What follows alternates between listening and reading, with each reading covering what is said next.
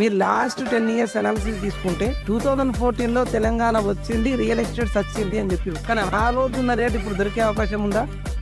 2016 road ban అయినప్పుడు నోట్లు రద్దయినాయి, ప్లాట్లు ఎవరు ఉంటారని చెప్పి ఆ టైంలో 2017 లో రాయదుర్గంలో 42 crores per acre sold out అయిపోయి హైదరాబాద్ ఈస్ ద నెంబర్ 1 అని మళ్ళీ ఒకసారి ప్రూవ్ చేసింది. అట్ ద సేమ్ టైం 2020 లో COVID-19 వచ్చింది, ప్రాణాలే పోతుంటే ప్లాట్లు ఎవరు ఉన్నారని చెప్పి మళ్ళీ కోకాపేటలో 100 కోట్ల ఎకరం హైదరాబాద్ రికార్డుని తనను తానే బ్రేక్ చేసుకుని మళ్ళీ మార్కెట్ లీడర్ గా నిలబడింది. రీసెంట్ గా గవర్నమెంట్ చేంజ్ అయిన తర్వాత మళ్ళీ రియల్ ఎస్టేట్ పడిపోయిందని చెప్పేసి వార్తలు చాలా వచ్చాయి. రాయదుర్గంలో 177 crores 1 acre సోల్డ్ అవుట్ అయ్యి రికార్డు బద్దలు కొట్టింది కదా రియల్ ఎస్టేట్, మళ్ళీ మార్కెట్ లీడర్ గా నిలబడింది కదా. మరి ఒకసారి ఆలోచన చేయండి, రియల్ ఎస్టేట్ పెరుగుతుందా పడిపోతుందా? సో రియల్ ఎస్టేట్ కి పతనం అనేది ఉండదు. మీరు కొన్ని జాగ్రత్తలు తీసుకొని HMDA, DTCP అండ్ YTDA ఇలా సర్టిఫైడ్ ఉన్న ప్రాజెక్ట్ లోకి వెళ్ళి 1000 చెక్ చేసుకొని మీరు ప్లాట్ తీసుకుంటే ఖచ్చితంగా